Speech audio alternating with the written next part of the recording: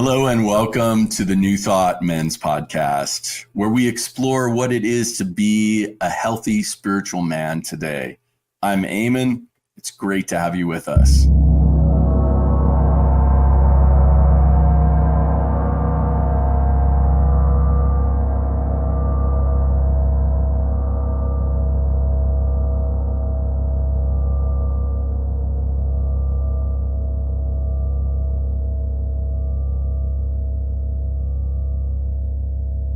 All right, welcome everyone to the New Thought Men's Podcast. I am Eamon, and I am here with Russ Legear.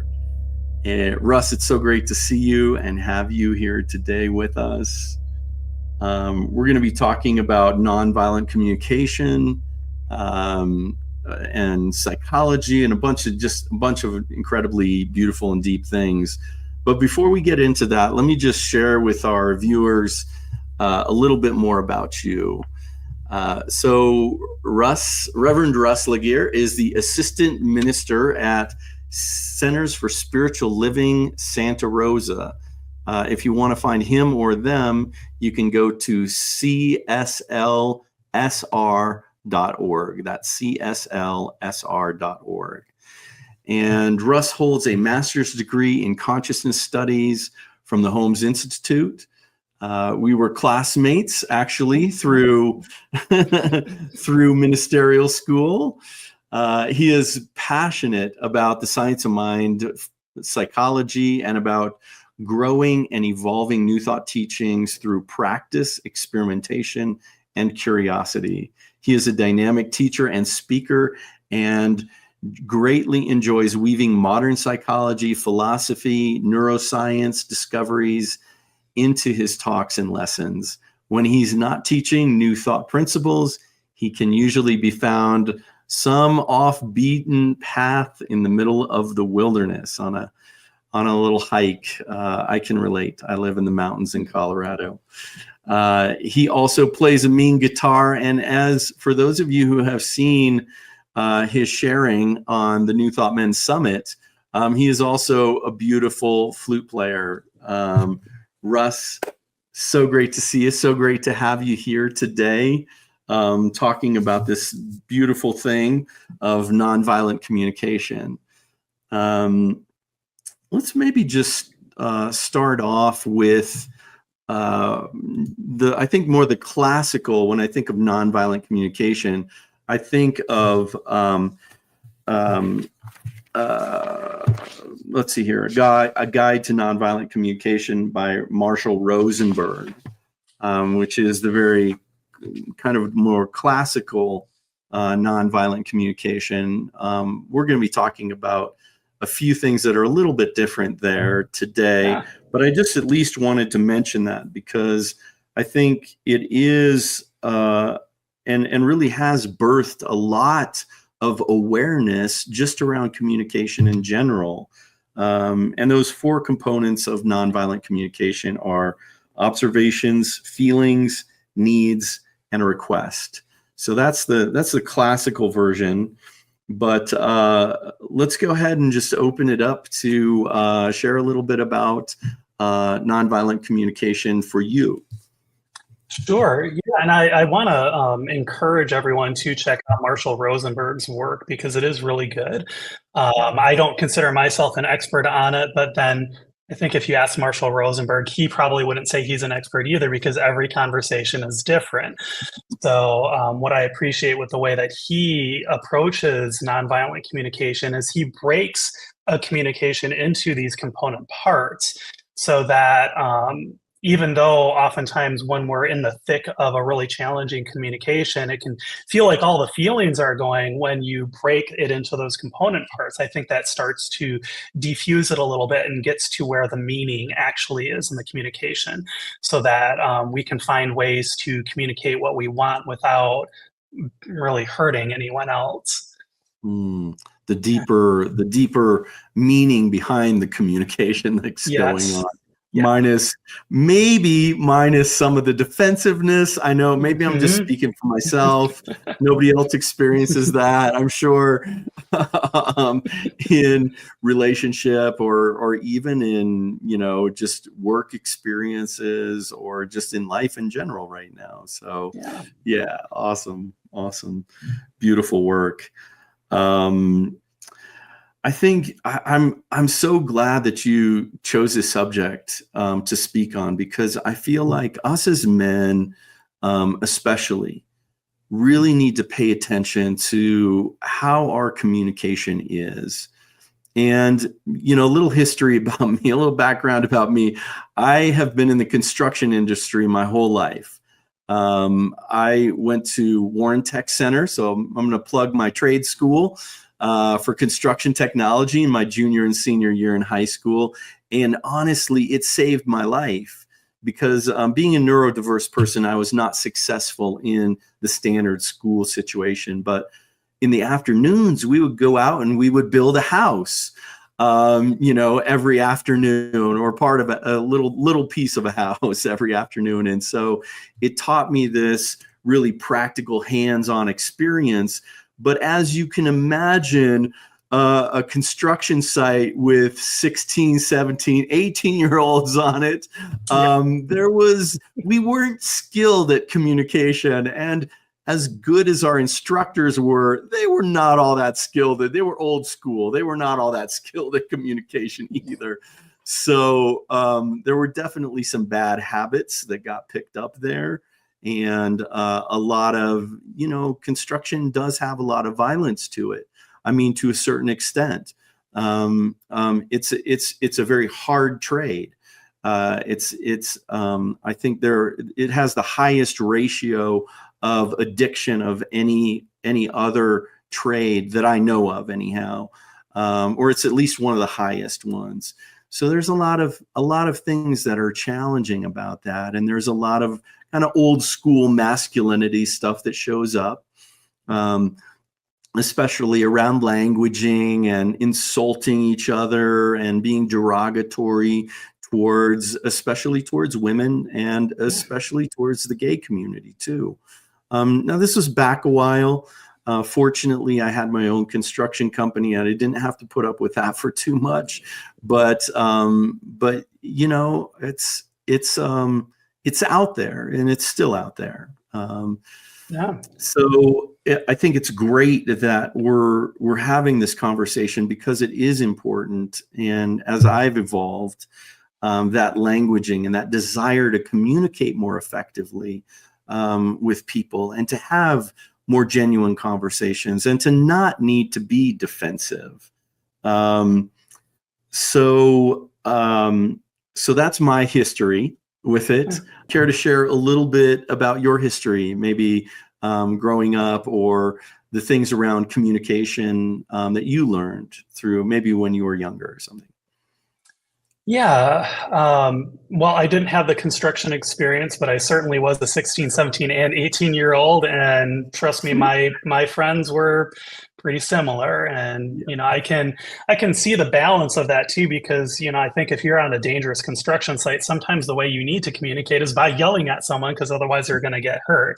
But when that then gets taken into the rest of the person's day, that's where the challenge starts to show up.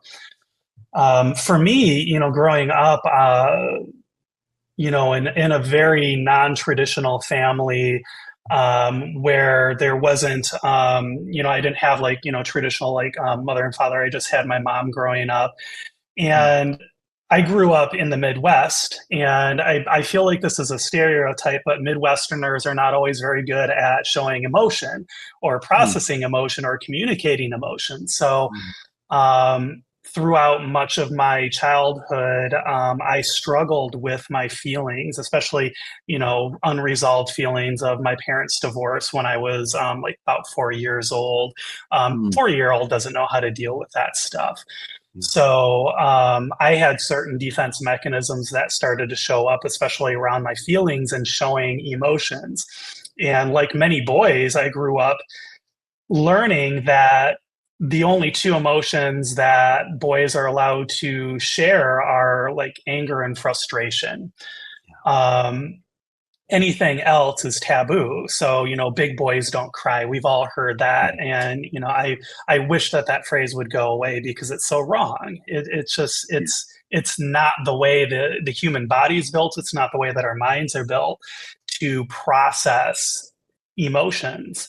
And so, through lots of therapy, some of it internal family systems therapy, which we'll talk about a little bit today, I started to recognize that I had these stuck feelings that were living in my body, physically living my body. And there's a great book out there by Bessel van der Kolk called "The Body Keeps the Score," where he talks about that there are somatic responses, physical body responses to these emotions that we've been holding on to for much of our lives that were the result of us being children in situations that we didn't have the mental capacity to deal with at the time.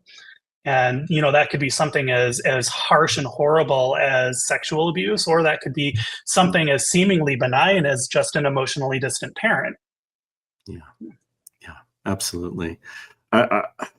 I would definitely also agree with that. Like, I don't think it's just a Midwestern thing.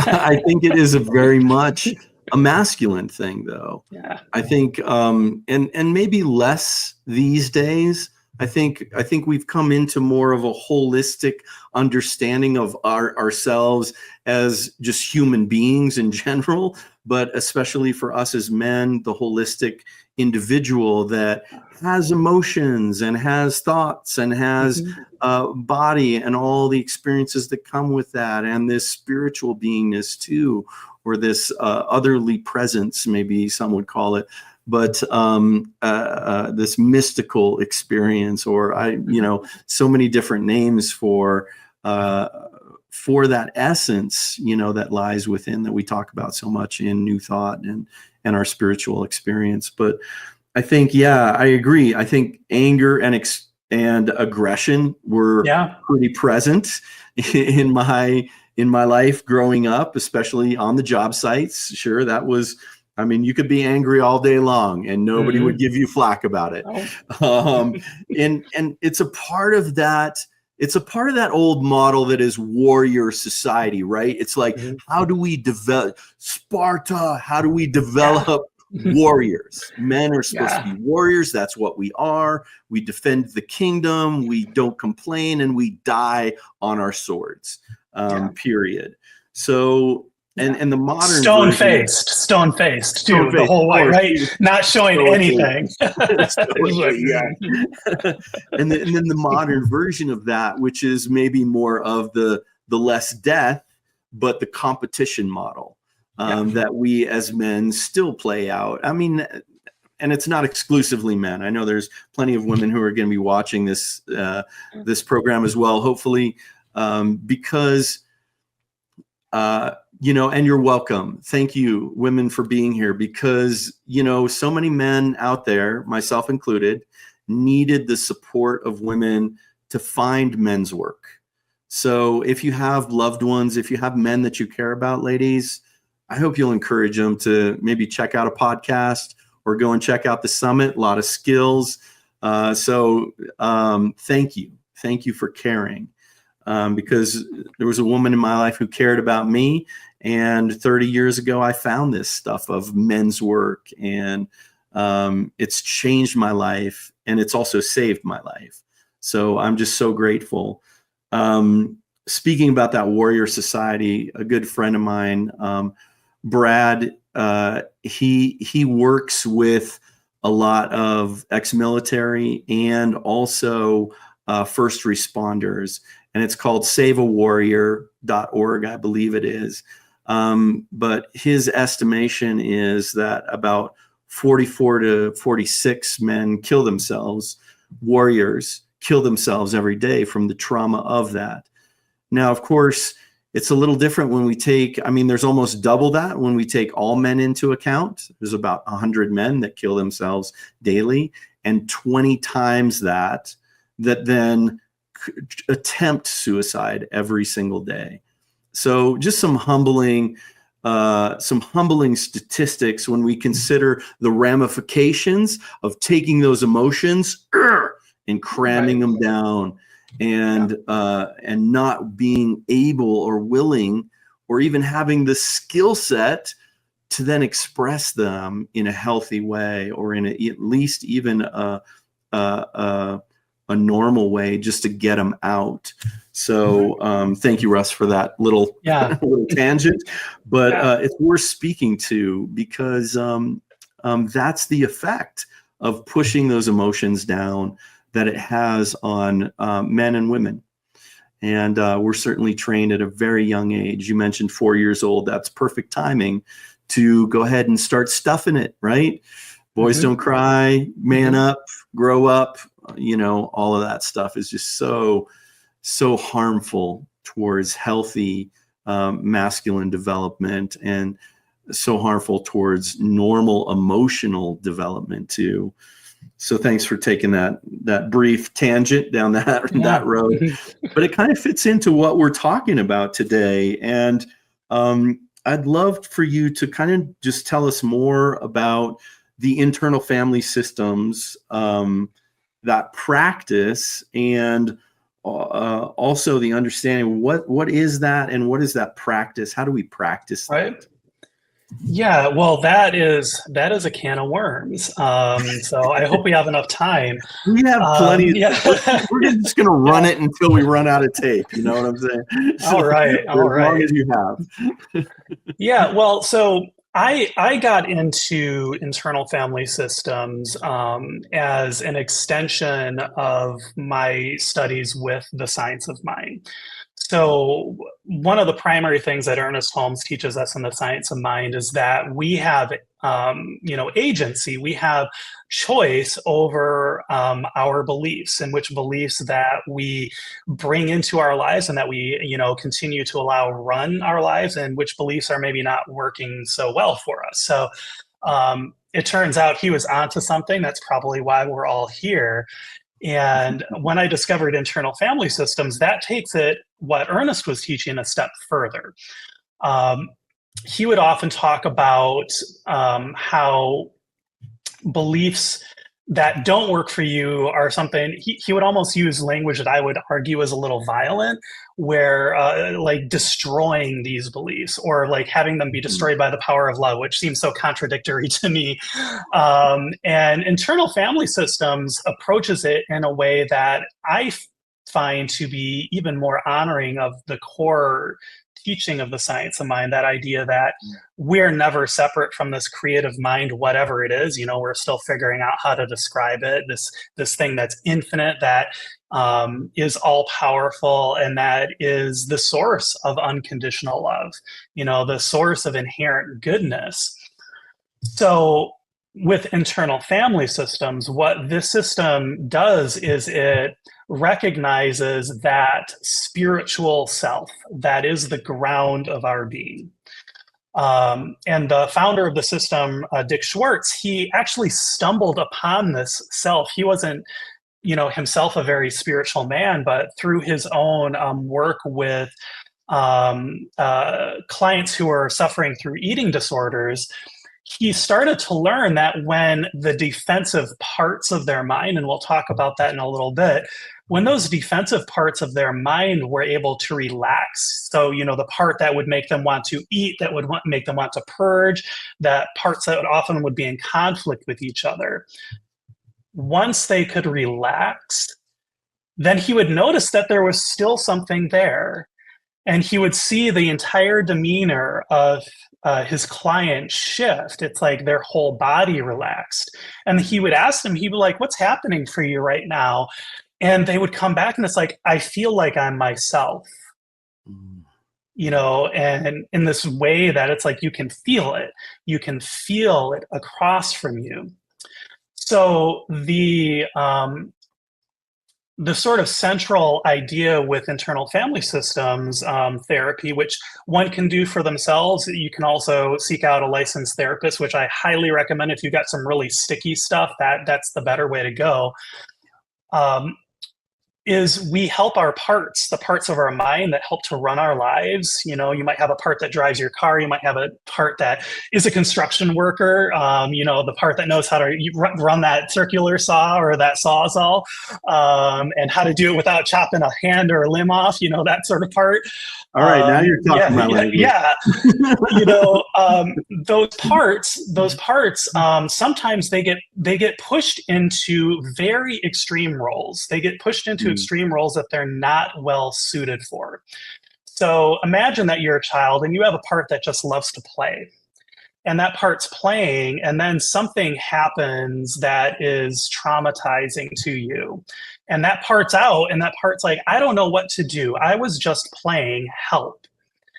Typically, children will go and try and find help from their parents or their caregivers. But if that parent isn't showing up in a way that is truly present, truly self-led for the child, then that part might then learn that it needs to do something differently.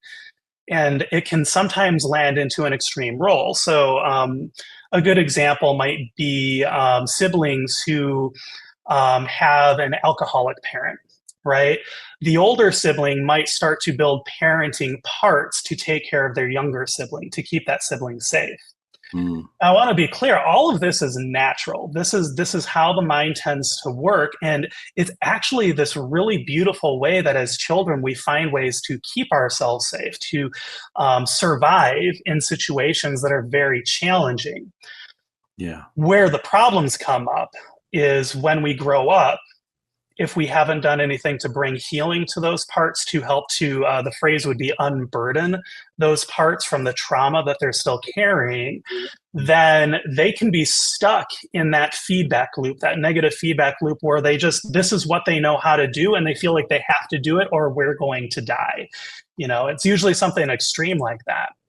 Yeah. So the way that we can bring healing to them is by what Dick Schwartz says is unblending, using techniques to unblend when they take over our system. So I think the analogy that I used in my talk was, imagine that your mind is a bus and it's filled with all these different passengers. They're all different parts. And then in the back of the bus, you have yourself, your wise spiritual self that's been who you are since before you even had parts in the world. Often one of those parts will just get up and start driving that bus, and they will drive it wherever they want. And you might have other parts in the bus that are protesting. You might have another part of the bus that tries to grab the wheel and then turn it, and then, mischief happens. When we can create that distance, that's when the magic happens, because now the self is able to interact more directly with that part of our mind that might be, operating in extreme ways or unhealthy ways, that is really looking out for our good. All of our parts love us. All of our parts want our highest and best good, but they tend to be limited in the way that they approach it. So going back to Science of Mind, you could think of a part as a belief that is rooted in our mind.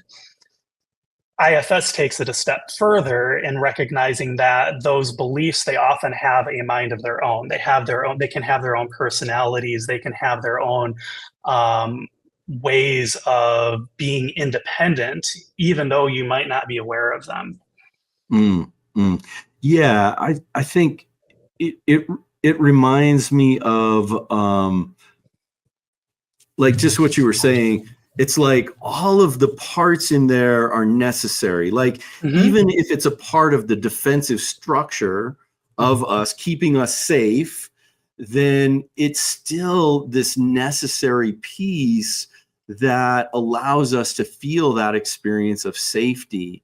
And so, to be able to honor all of those voices, no matter if they're driving the bus crazily or what's going on, they're honestly, they're there for our greatest good. They're there as a teacher. In our philosophy, we believe that the highest and greatest good is always happening.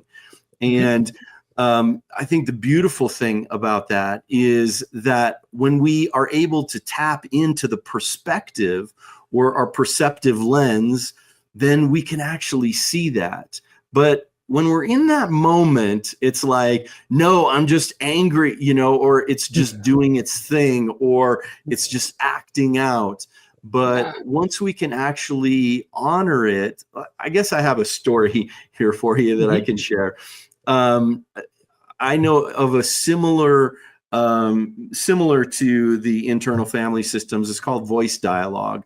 And it's what I was trained in practitioner training. We went and did a training, and it just very similarly, it's like all these voices are in there, and they're there to help you, but there's maybe the critic is in there, or maybe the judge is in there, or maybe the inner child's in there, just want to have fun.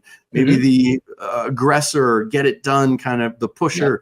All of these different voices that help us survive. Well, I was down at a good friend of mine's church, Norm Bouchard, this was many years ago. He's since passed, but and doing a men's group. And so on the way back up from Colorado Springs to where I live is about an hour and a half.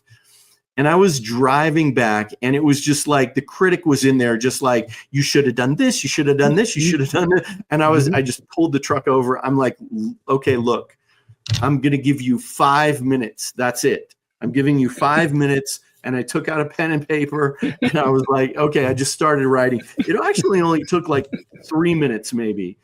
And then the voice was silent. And I was like, okay, fantastic. And I set that sheet aside, turned on the tunes, and had a beautiful drive home. But it really wanted to just share with me, hey, look, and especially with my neurodiversity growing up, I don't want you to embarrass yourself. So here's my feedback on how you did, so that next time you'll know how to do it better. And that's truly the critical voice for me. So just as as an example that I wanted to share. I'm sorry for interrupting. Oh, no. Yeah, that's a perfect example, because you effectively did a bit of internal family systems with yourself in that moment. What can tend to happen is that, especially like you talk about your story, that you were ignoring that part of you. You were ignoring your inner critic. I mean, how often do we all do that? Because, I get tired of hearing my inner critic. I think we all do. But the problem is that the more we ignore them, the louder they tend to get. And that loudness can start to come out in ways that can show up as aggressive language, as, violence, whether it's physical or verbal, emotional. So one of the best things that we can do is simply listening to the parts. In fact, one of the phrases that Dick Schwartz uses when he's talking about how we approach our parts is like, he uses the phrase, just ask. If you're wondering what this part is doing for you, if you're wondering why it's acting the way that it is, just ask. Ask it and say, hey, I noticed that you're doing this right now. Can you tell me what's going on for you? And then listen. And the more we can listen from our compassionate self, and we'll talk about that a little bit today too, the 8 C's of the self, that the more that now the part is being heard. And oftentimes, the first time that our parts are actually heard by the self, they're surprised. And you'll have that kind of an experience where it's like all of a sudden it's silent and you're, oh, wait, what? Oh, it's not mad at me anymore? Right. Well, this is nice. Not this persistent voice back there going, hello. Right. So it can be really powerful, but the challenge comes in because, especially for men, I think we learn growing up that we have to dominate everything, and that includes conversations. Dominating a conversation, being the one who's leading, and strangely, leadership seems to be synonymous with dominance, which isn't real leadership in my experience. It's that competition model. It's really after that competition model. Yeah. So that's kind of the crux of the system, is us finding a way to help those extreme, sometimes defensive parts of us to relax, so that we have more of our compassionate self energy available. And then with that self energy, we can either bring that into the world, or more often we will be using that, like you did when you were journaling, to let those parts be heard and to let them have a voice, and then work with them to see what is it that they're needing. Often with parts, when we really get into this work, what we'll find is that they don't like the job that they're doing. You know, like your inner critic might not like doing the job the way that your inner critic is doing it. Yeah. So when we can help those parts to relax, and if we can find a way to work with, they're called exiled children, that are typically being protected by the part. And an exiled child is that a part of us that is holding on to the hurt that we experienced when we were younger, but it doesn't know what to do with it. So our parts are very protective of those exiled children, but they also kind of push them away because they don't want that hurt to get out. They don't want us to have to feel it. So when we can find ways to help them relax, we can work with those hurt parts of us, those parts that are carrying an emotional burden. Sometimes that's through, healthy reparenting. Sometimes that's through helping them to find a way to release that burden. It can even be very visual. It might be, often I'll have parts they like to either, like throw it off of a mountain or throw it into a volcano, or they like to throw it into a stream and like wash it away. And there's a great beauty that happens there, because once that childlike part of us is able to be unburdened, then the part that's protecting it doesn't need to protect it in the way that it was before. In fact, often those parts, we ask them, it's called reintegration. We ask them, now that we've helped this child that you've been protecting, and by the way, you've been doing a great job protecting them, thank you. Is there something else that you'd rather be doing right now? And sometimes they just want to go and sit on the beach and drink Mai Tais. Sometimes they, sometimes they will do the opposite of their job. And I can share an example, a story. It was like early last year. I had been feeling really physically down. And I had a part of me that pushed me out to go for a hike on one of the trails here. And it's a hike with a lot of incline. And on that, I decided to do a little IFS, out hiking. So I checked in with myself and I asked, like, what's the part right now that really wants me to feel, that's telling me that I'm weak?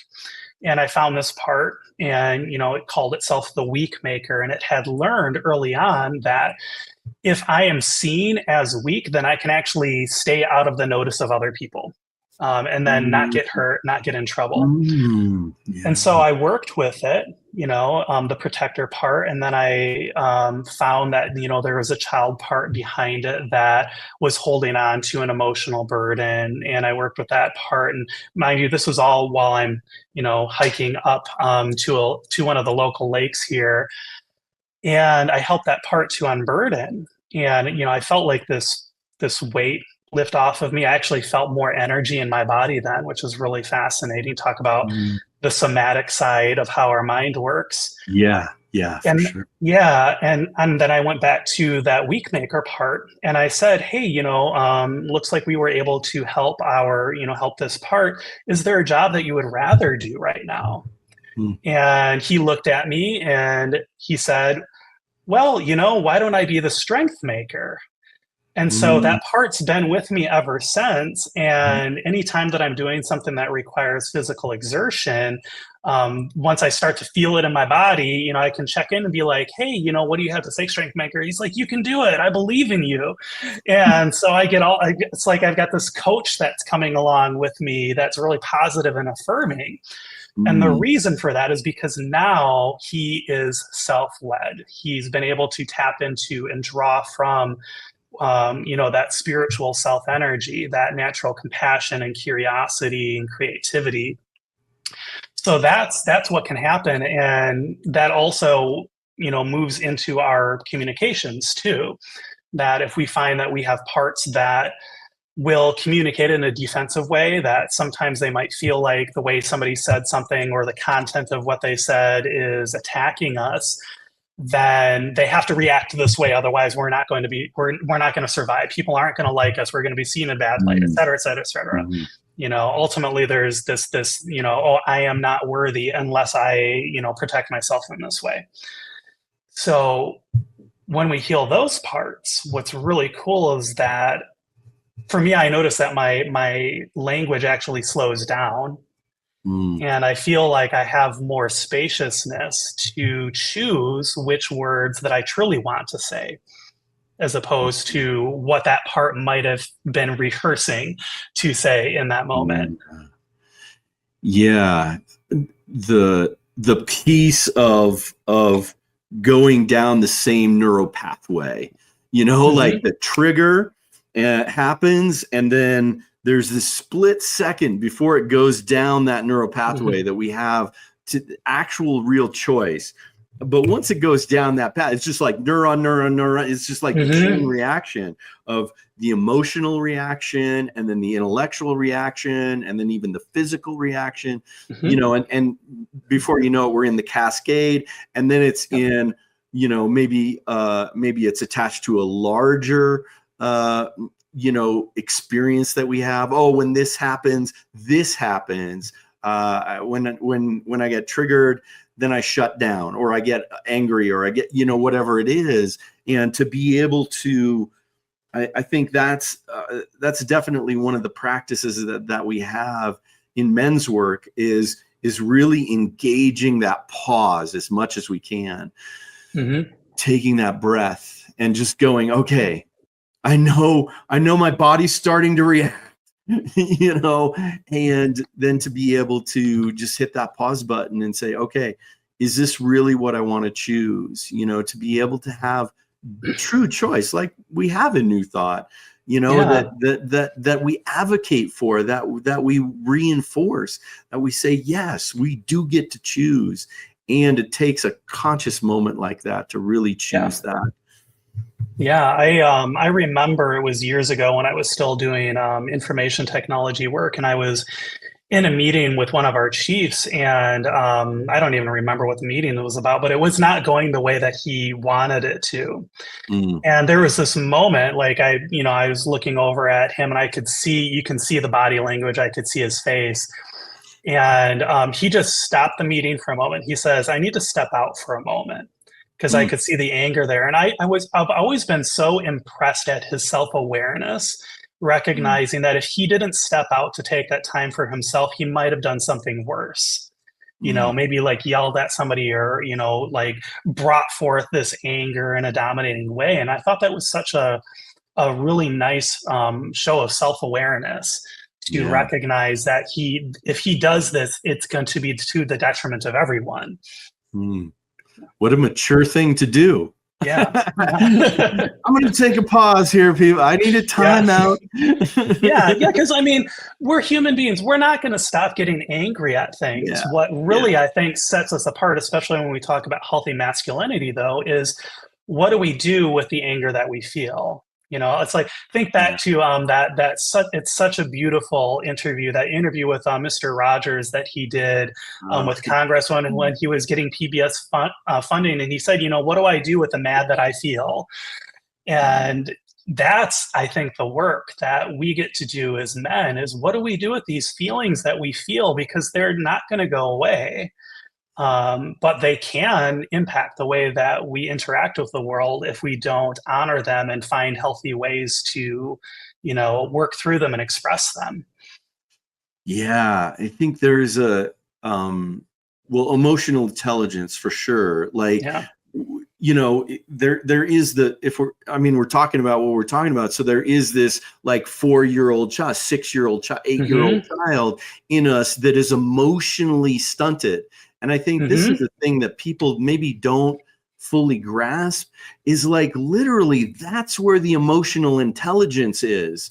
We're lucky, or maybe it's at a teenage year, with all the testosterone firing at that point, and I think we learn a few more tricks during that time, but oftentimes they aren't maybe the healthiest of ways to deal with it.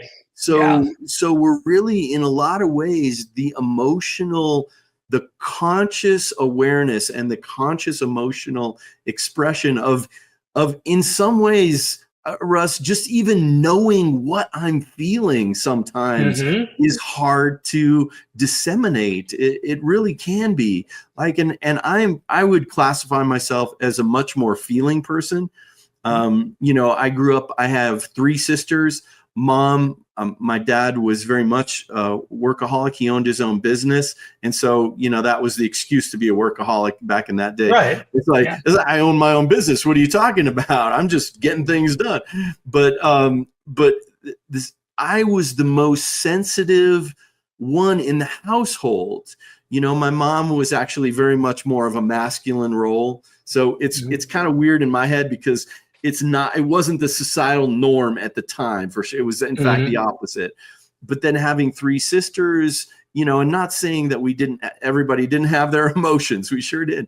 But just being as empathetic and, you know, sensitive to all of that stuff was a weird thing, being a guy and then being probably one of the most sensitive people in the house. And it's just so fascinating because I grew up with that. And even with that, you know, still sometimes I didn't understand my emotions or I didn't know how to deal with them. And it was very confusing for sure and very challenging. And it's taken me a long time to just even get where I am with it around just awareness of taking that pause and going, okay, what am I really feeling right now? You know, oh, okay, yeah, I'm angry. I get it. I'm driving down the road. Somebody cut me out. I'm angry, but underneath that, what's really going on? You know, because anger is the kind of the go-to, right? Yeah. But underneath that, it's like, I was scared. That person kind of veered into my lane. They were going way too fast. They could have hurt me. They could have hurt somebody else. There is this caring and concerned part, you know, or even for myself when I'm running late, I'm like, get out of my way. I'm not, you know, and it's like the part of me that child, that innocent part, or that part that wants safety and wants to take care, sometimes gets overridden by that upset or that anger or that I got to get it done, that competition, you know, kind of perspective. So it's just fascinating how much we as men really need to, you know, and need to just sit with ourselves. And I think that's one of the things, nature. I love that you're in nature. I'm a nature lover too. So to go out and get that reset out in nature, to take that breath and to not be on the freeway, to not be in our normal situations of the house and the thing and the to-do and the screens and the stuff, and to get out. And even if it's just a 5-minute walk around the park, or, you know, just hanging out by a tree in the backyard, whatever it is. But I think, you know, it takes, what I've noticed in 30 years of men's work is it takes us guys, and this is stereotypically, some guys are better at it, some guys aren't, you know, but overall, it takes us a little bit longer to really kind of deepen in that feeling experience. And what am I really feeling here? So I find that fascinating, but yeah. Yeah. Well, you know, there's, this is a little bit of a tangent, but there is a tip that I can share for all of the men who are viewing, because I was diagnosed as dysthymic, which is a form of depression where you are unable to feel your emotions. And what I learned from my therapist that was so valuable was recognizing that my emotions, that they physically will present in my body. Yeah. So being able to check in and notice, like, okay, what am I feeling physically in my head? What am I feeling in my throat? What am I feeling in my chest? What am I feeling in my belly? And not even trying to label it, but just allowing our awareness to settle into that part of our body and be with what we're physically feeling. And that can start to unlock it so that we can actually feel if there is something that's there, feel what that feeling is. if it's something other than anger or frustration, because I feel like those are the ones as men that we definitely know when we're feeling those feelings, Right. because those are Default. the okay feelings. But like, compassion, love, sadness is a big one. Mm. Uncertainty, like just being able to physically locate where those feelings are in the body can be really powerful. And that can be that first step towards letting them speak to us and share with us whatever it is, whatever message that they're trying to share. That kinesthetic awareness of what's happening. Yeah, absolutely. Yep. Beautiful. Thank you, Russ. That's awesome. I do want to circle back around. If you feel like you were able to kind of touch more maybe on the 8 C's of the internal family systems, because I found those to be fascinating in your talk. Let's see: compassion, curiosity, courage, creativity, confidence, calm, connectedness, and clarity. Yes, I'm glad you wrote them all down because they're all C words, so they can get jumbled together. So those are all qualities that Dick Schwartz in his work with his patients as he was developing internal family systems recognized that big S self, that spiritual self, tends to bring into the world. And what I find so fascinating is when I look at those qualities, I think, well, those are all, we would call them spiritual qualities too, like qualities of this divine mind. So all of those are qualities that I think pretty much everyone would agree are good to have in the, to be successful in the world and to live a life that feels fulfilling. So when we bring forth more self-energy by helping our parts, by helping them to relax, to find new, more healthy things to do, to heal those exiled, childlike parts of us that are carrying burdens, what happens then is we have more self-energy. And so that means that we get more compassion, more creativity, more courage, more clarity, more connectedness. All of those C words, they tend to more naturally show up in our lives. So I like a really great example I like to use is if you ever watch any video that the Dalai Lama does. He's somebody who I witness as carrying quite a lot of self-energy in the way that he shows up in the world. You can feel the compassion. He's very clear in the way that he speaks. You can feel that connection, and he's interested in that connection. He's present. So I like to look for examples like people in the world who have a lot of self-energy, and that also, gives me inspiration to continue to do my work. Yeah, absolutely. I think it's important to have those role models. It's important to have that support, those individuals that inspire us and to help us to take those next levels. And, both public personas and also people that we know personally that we can get mentorship from, that we can have connection with, that those are some of the most important relationships for me in my life, and some of the most nourishing and nurturing voices that I've now internalized in my own life. And to be able to have those, to be able to transcend that defensiveness, to be able to have those voices of kindness when that critical voice can come in, and just sit it down and have a talk that can be that bus, the Goodly bus driver, the Mr. Rogers bus driver, right? That will sit there and go, yeah, let's just sit down and take our shoes off and just relax.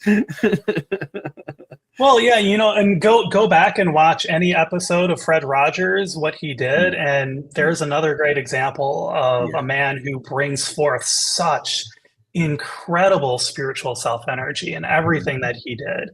That's why I love that interview with Congress, because he's getting grilled by Congress like anybody who goes before Congress is going to do. Of course, they're going to be up there grandstanding and showboating. And he changes this congressperson's mind, like just by being present, by being in that self-energy. And it's so beautiful to witness. And that's the thing that I truly want to see, for not just for more men in the world, but for everyone in the world. Because I mean, who wouldn't want a world that's filled with more of those 8 C's? Yeah. That, just imagine what that world would look like. Oh, And it's pretty spectacular. mm, that's it. That's it. And to, I think, just kind of maybe coming back around, like, to not want to get rid of these, that, like, there's the temptation, like, I want to get rid of this angry part. I want to get Oh, rid of yes. it. You just Hmm. like let's chuck it out back with the spare Hmm. tires, and not have to deal with it. Almost like a suppression to a certain extent. Hmm. And those angry parts, those upset parts, those violent parts, even those challenging pieces. And I think in men's work we would call that shadow work. Yeah. But to be able to maybe befriend them, and like you were Yes. saying, like, how do I befriend you? How do I, oh, is there a different job you'd like to do instead of Right. being the angry asshole? Yeah. Yeah, sure. I'd like to be a good guy. I'd like to be an Yeah. advocate for, yeah, hey, let's, like, I loved what yours was, is like, yeah, now I'm your coach. Now I'm like, you're Yeah. inspiring you. Like, yeah, let's go do this. Let's go have an awesome walk or awesome run.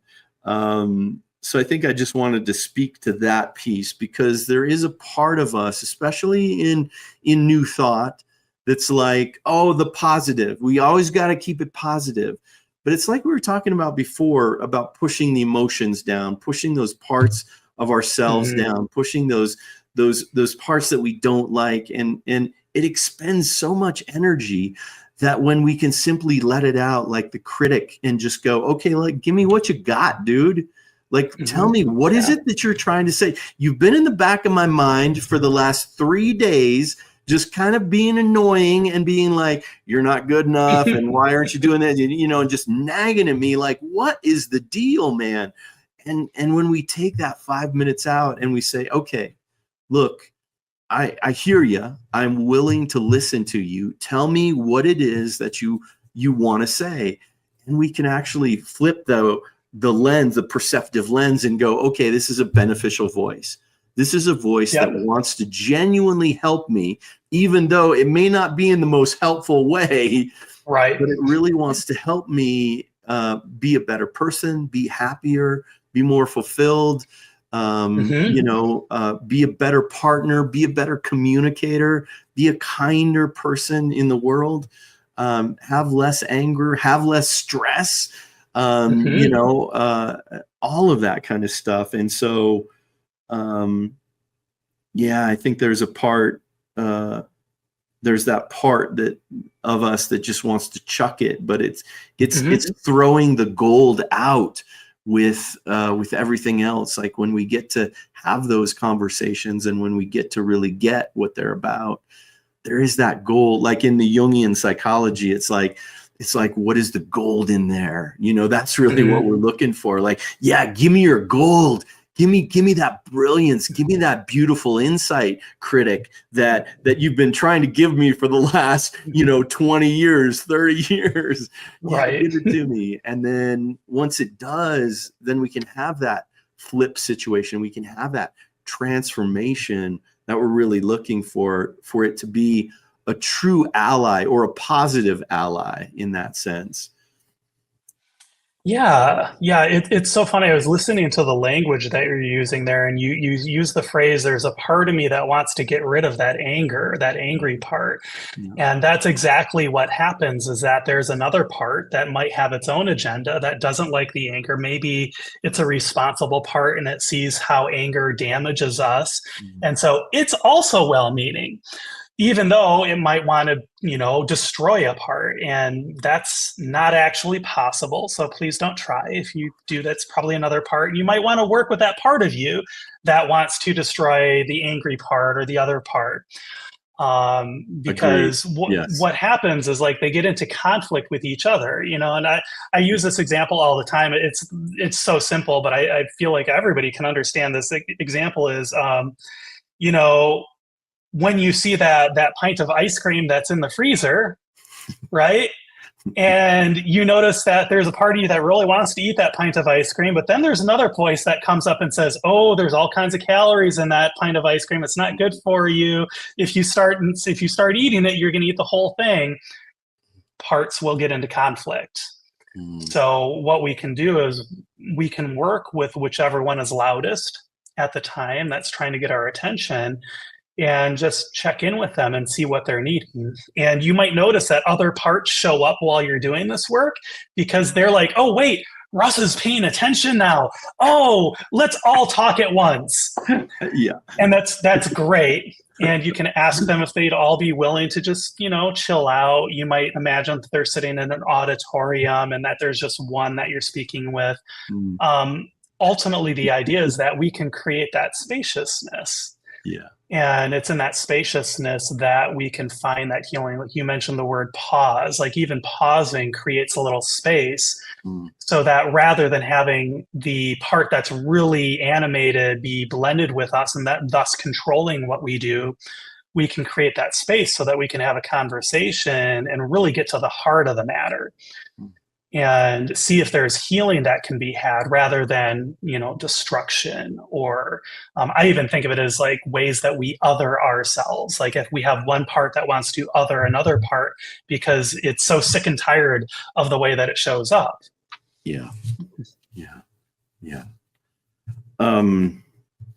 In your sharing with the summit, you had talked about kind of like this effortless mindfulness, and maybe you can kind of we can come to completion here around that, because I think that's a great tool that can help us really find that center, find that pause, find that breath.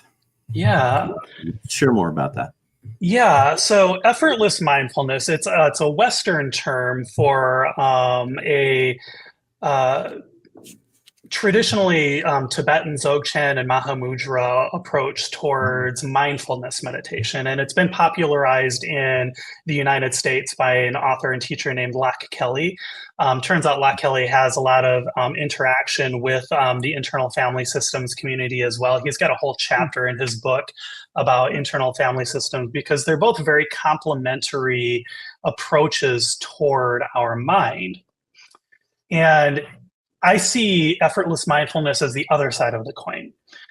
So the central premise of it is that we are not our thoughts. And you might take it into internal family systems language. We are not our parts. The essence of who we are is so much more than our thoughts. So one phrase we might use is the phrase that Lack Kelly uses is awake awareness. So it's awareness that's aware of itself.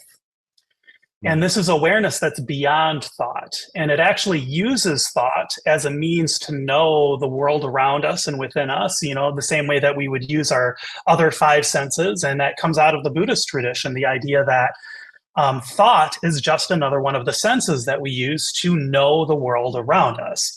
So just like sight and hearing and, taste and touch and smell.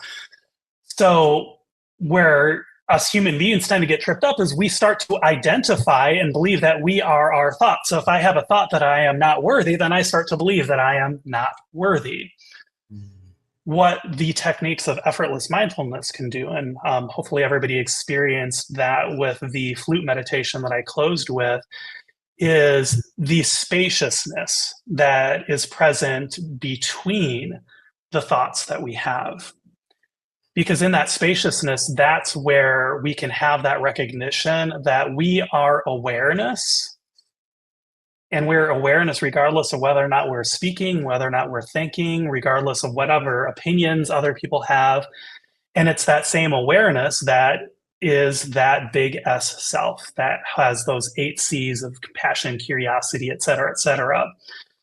So effortless mindfulness is a set of techniques that are designed to kind of short circuit the way that our brains normally work so that we can have a direct experience of that naturally compassionate, like Kelly calls it, open-hearted awareness.